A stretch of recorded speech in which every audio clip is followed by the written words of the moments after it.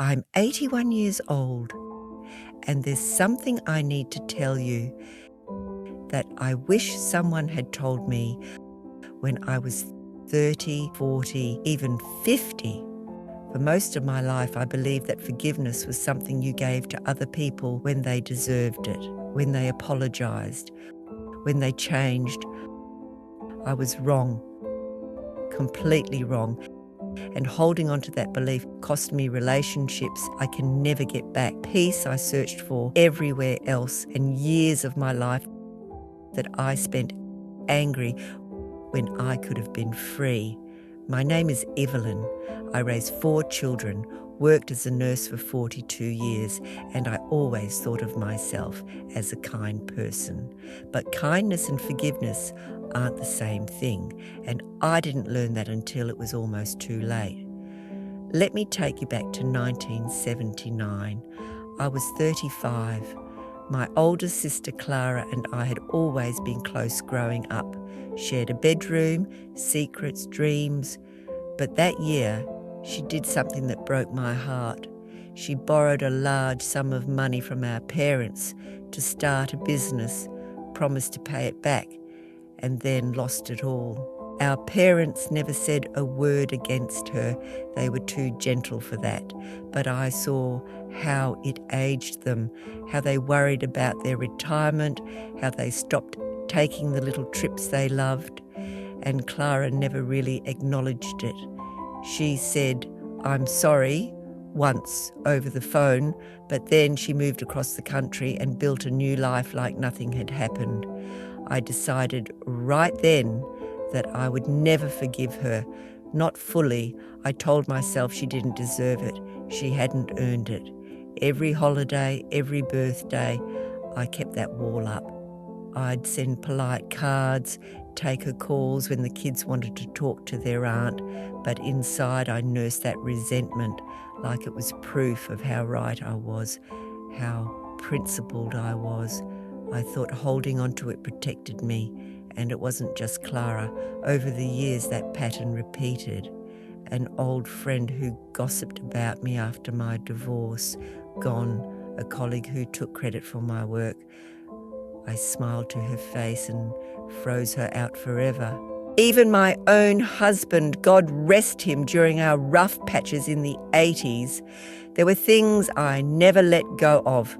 Small betrayals, arguments that I brought up years later, like ammunition.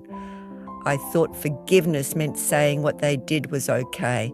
I thought it meant letting people off the hook. I thought it made me weak. But here's what nobody tells you when you're young and hurt. Unforgiveness isn't a shield. It's a poison, and you are the one drinking it. In 2012, when I was 68, I got the call that Clara had cancer. Advanced. Maybe a year left, the doctor said. She wanted to see me. I almost said no. After 33 years of distance, why now? What could she possibly say that would fix everything?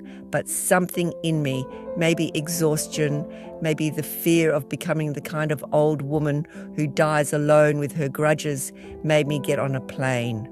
I walked into her hospital room expecting to feel justified, triumphant even.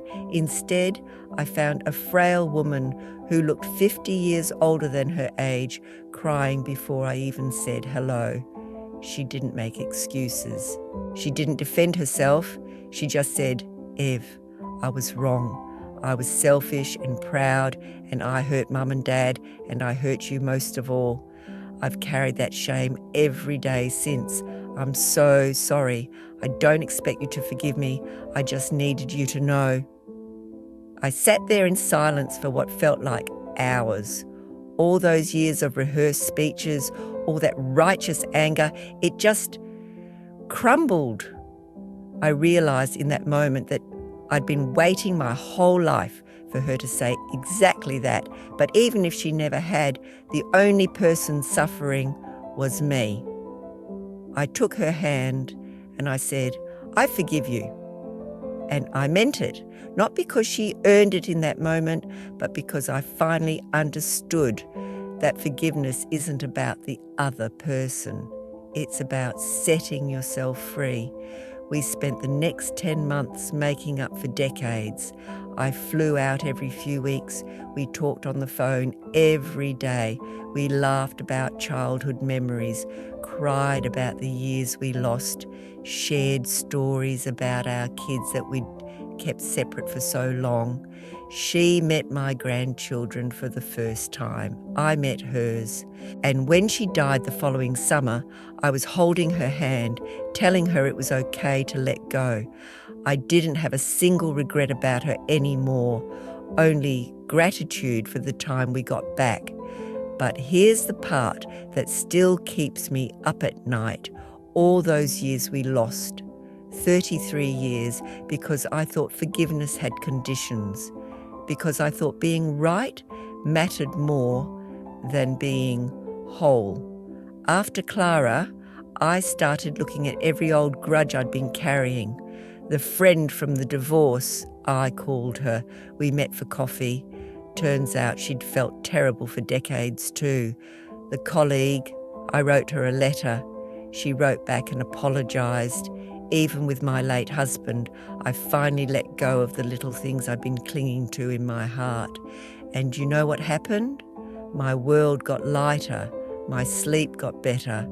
My relationships with my children deepened because I stopped modelling resentment. I became the kind of person I always wanted to be, truly kind, not just polite. Here's the truth I learned too late, but maybe not too late for you. Forgiveness doesn't mean what they did was okay. It means you stop letting it control you. It doesn't require an apology. It doesn't require them to change. It doesn't make you weak. It makes you free. You think you're protecting your heart by holding on to anger, but you're actually building a prison and locking yourself inside. People will hurt you, some on purpose, most by accident. Spouses will let you down, friends will betray you, family will disappoint you, and you get to choose. Carry that weight for decades or release it and live. I see young people today holding grudges over texts not answered, posts they didn't like, mistakes from years ago. And I want to shake them and say, let it go. Not for them, for you. Life is too short to spend it angry. I'm 81 now. My body isn't what it used to be, but my heart is lighter than it's ever been. These last 13 years since Clara have been the most peaceful of my life. Not because nothing hard happened. I've buried my husband, 2 close friends, and now I'm facing my own health battles, but because I don't carry old poison anymore.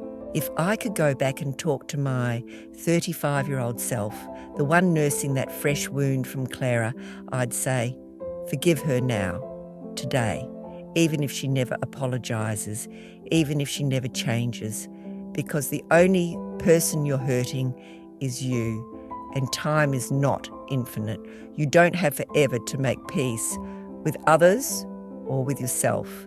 So, whoever you're holding something against, a parent, a sibling, a friend, an ex, even yourself, ask yourself honestly, is keeping this anger worth the cost? Because I promise you, when you're 81 looking back, you won't wish you'd stayed angry longer. You'll wish you'd forgiven sooner. If this resonates with you, share it with someone who needs to hear it. Leave a comment. Tell me about a forgiveness you're considering or one you wish you'd given sooner. And subscribe if you want to hear more stories from people who've learned things the hard way. We don't have unlimited time to share them. Forgive someone today, even if it's just in your heart. You'll thank yourself later. I promise